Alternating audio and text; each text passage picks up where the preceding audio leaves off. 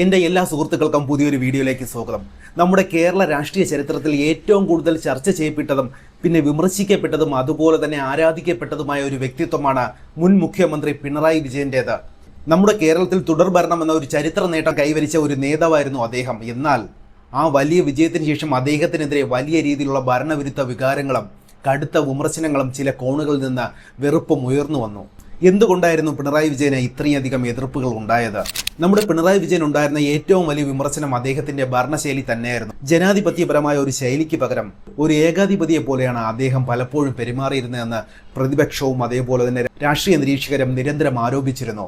CPI എന്ന cadre പാർട്ടിയിൽ പണ്ട് നിലനിന്നിരുന്ന കൂട്ടായ തീരുമാനങ്ങൾക്ക് പകരം പാർട്ടിയും സർക്കാരും പിണറായി വിജയൻ എന്ന ഒരൊറ്റ വ്യക്തിയിലേക്ക് ചുരുങ്ങി. VS അച്യുതാനന്ദന്റെ കാലത്തിന് ശേഷം അദ്ദേഹത്തെ ചോദ്യം ചെയ്യാൻ ആളില്ലാതെയായി.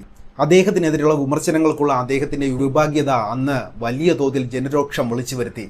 മാധ്യമങ്ങളോട് കടക്ക് പുറത്തെന്ന് പറഞ്ഞതും ചോദ്യങ്ങൾ ചോദിക്കുമ്പോൾ കാണിച്ചിരുന്ന ദേഷ്യവും ഒരു മുഖ്യമന്ത്രിക്ക് ചേർന്നതല്ല എന്ന് പലരും വിലയിരുത്തി. മാത്രമല്ല, ഒന്നാം പിണറായി സർക്കാരിലെ ജനകീയരായ മന്ത്രിമാരെ മാറ്റി നിർത്തി തനിക്ക് പൂർണ്ണ നിയന്ത്രണമുള്ള ഒരു മന്ത്രിസഭയാണ് അദ്ദേഹം രണ്ടാം തവണ ഉണ്ടാക്കിയത്. പിന്നെ കമ്മ്യൂണിസ്റ്റ് നേതാക്കൾ പൊതുവെ അഴിമതിക്ക് അതീതരാണെന്ന ധാരണ തിരുത്തിക്കുറിക്കുന്ന നിരവധി വൻകിട അഴിമതി ആരോപണങ്ങൾ അദ്ദേഹത്തിന്റെ ഭരണകാലത്ത് ഉണ്ടായി. പിന്നെ സ്വർണ്ണക്കടത്ത് കേസിൽ മുഖ്യമന്ത്രിയുടെ പ്രിൻസിപ്പൽ സെക്രട്ടറി ആയിരുന്ന V ശിവശങ്കർ അറസ്റ്റിലായത് അന്ന് ഭരണകൂടത്തിന് വലിയൊരു നാണക്കേടുണ്ടാക്കി. അതേപോലെ തന്നെ മുഖ്യമന്ത്രിയുടെ മകളായ വീണ വിജയന്റെ IT കമ്പനിയായ എക്സാലോജിക്കിന് മാസപ്പടി ലഭിച്ചു എന്ന ആദായ നികുതി വകുപ്പിന്റെ കണ്ടെത്തൽ വലിയ രാഷ്ട്രീയ കോളിളക്കമാണ് സൃഷ്ടിച്ചത്. AI ക്യാമറ, K-ഫോൺ എന്നിങ്ങനെ നീളുന്നു അന്നത്തെ സർക്കാരിന്റെ പ്രതിച്ഛായ തകർത്ത വിവാദങ്ങൾ. പിന്നെ കേരളത്തെ നേരിട്ട കടുത്ത സാമ്പത്തിക പ്രതിസന്ധി അന്നത്തെ സർക്കാരിന്റെ പിടിപ്പുകേട് കൊണ്ടാണെന്ന് വലിയൊരു വിഭാഗം ജനങ്ങൾ വിശ്വസിക്കുന്നു. പിന്നെ സംസ്ഥാനത്തിന്റെ കടം കുതിച്ചുയർന്നു. ക്ഷേമ പെൻഷനുകളുടെ കുടിശ്ശിക മാസങ്ങളോളം മുടങ്ങിക്കിടന്നത് വലിയൊരു ജനരോഷത്തിന് കാരണമായി. ഒരു വശത്ത് സംസ്ഥാനം കടുത്ത സാമ്പത്തിക പ്രതിസന്ധി നേരിടുമ്പോൾ ഹെലികോപ്റ്റർ വാടകയ്ക്കെടുത്തതും ആഡംബര ബസ് വാങ്ങിയതുമായ നടപടികൾ ജനങ്ങളെ ചൊടിപ്പിച്ചു. കോടിക്കണക്കിന് രൂപ ചെലവാക്കി നടത്തിയ നവകേരള സദസ്സ് വെറും ഒരു PR ക്യാമ്പയിന് മാത്രമായി വിമർശിക്കപ്പെട്ടു. പിന്നെ മുഖ്യമന്ത്രി തന്നെയായിരുന്നു ആഭ്യന്തര വകുപ്പും കൈകാര്യം ചെയ്തിരുന്നത്. എന്നാൽ കസ്റ്റഡി മരണങ്ങളും പോലീസിന്റെ ഗുണ്ടായുസവും ആ കാലഘട്ടത്തിൽ വലിയ തോതിൽ വർദ്ധിച്ചു. പിന്നെ കേരളത്തിൽ മറ്റൊരു മുഖ്യമന്ത്രിക്കും ഇല്ലാത്ത തരത്തിലുള്ള സുരക്ഷയായിരുന്നു പിണറായി വിജയൻ ഒരുക്കിയിരുന്നത്. 40-ലധികം വാഹനങ്ങളുടെ അകമ്പടിയിലാണ് അദ്ദേഹം സഞ്ചരിച്ചിരുന്നത്.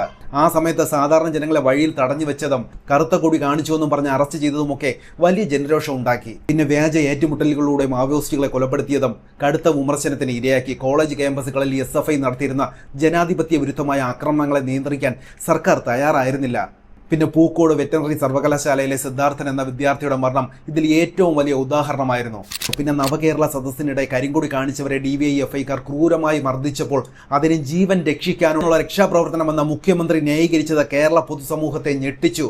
മാധ്യമങ്ങളെ ശത്രുപക്ഷത്ത് നിർത്തുന്ന ശൈലിയായിരുന്നു അദ്ദേഹത്തിൻ്റെത്. പിന്നെ പത്രസമ്മേളനങ്ങളിൽ തനിക്ക് ഇഷ്ടപ്പെടാത്ത ചോദ്യങ്ങൾ ചോദിക്കുന്നവരെ വ്യക്തിപരമായി അധിക്ഷേപിക്കുന്ന ശൈലി അദ്ദേഹം സ്വീകരിച്ചു. പിന്നെ സർക്കാരിനെതിരെ വാർത്തകൾ നൽകുന്ന മാധ്യമ പ്രവർത്തകരെ കള്ളക്കേസുകൾ എടുക്കുന്ന പ്രവണതയും അക്കാലത്ത് വർദ്ധിച്ചു വന്നു. പിന്നെ ഭരണത്തിലെ സുതാര്യത പൂർണ്ണമായി ഇല്ലാതായി.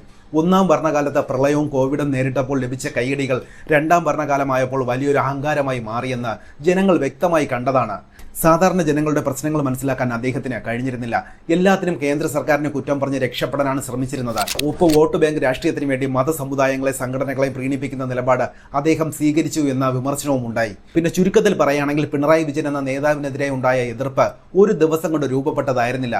ശക്തനായ ഒരു ഭരണാധികാരി എന്ന നിലയിൽ അദ്ദേഹം നേടിയെടുത്ത ജനപിന്തുണ, അദ്ദേഹത്തിന്റെ തന്നെ ധാർഷ്ട്യം നിറഞ്ഞ പെരുമാറ്റം, അഴിമതി ആരോപണങ്ങൾ, സാമ്പത്തിക തകർച്ച, പോലീസ് സംവിധാനത്തിലെ പരാജയങ്ങൾ എന്നിവ കാരണം കാലക്രമേണ ഇല്ലാതെയാകുന്ന കാഴ്ചയാണ് മലയാള ജനത കണ്ടത്. ജനാധിപത്യത്തിൽ ജനങ്ങൾ ആഗ്രഹിക്കുന്നത് തങ്ങളുടെ പ്രശ്നങ്ങൾ കേൾക്കുന്ന ഒരു ഭരണാധികാരിയാണ്, അല്ലാതെ ചോദ്യങ്ങൾക്കും വിമർശനങ്ങൾക്കും നേരെ ദേഷ്യപ്പെടുന്ന ഒരു ഏകാധിപതിയല്ല. പിന്നെ തുടർഭരണം നൽകിയ അമിതമായ ആത്മവിശ്വാസം ജനങ്ങളെ അവഗണിക്കാൻ അദ്ദേഹത്തെ കൊണ്ട് പ്രേരിപ്പിച്ചു എന്നതാണ് ആ വെറുപ്പിന്റെ അടിസ്ഥാന കാരണം. ഒരു കമ്മ്യൂണിസ്റ്റ് മുഖ്യമന്ത്രി പ്രതിനിധീകരിക്കേണ്ട ലളിതമായ ജീവിതവും സുതാര്യതയും നഷ്ടപ്പെട്ട് കോർപ്പറേറ്റ് ശൈലിയിലുള്ള ഭരണവും സ്വജനപക്ഷപാതവും മുഖമുദ്രയാക്കിയിട്ടുള്ളതാണ് അദ്ദേഹത്തിനെതിരെയുള്ള കേരള സമൂഹത്തിൽ ഇത്രയധികം വിമർശനങ്ങൾ ഉയരാൻ കാരണമായത്. നമുക്കെന്തായാലും നല്ലൊരു വീഡിയോ ആയിട്ട് അടുത്ത് കാണുന്നവരേക്കും എല്ലാവർക്കും നമസ്കാരം.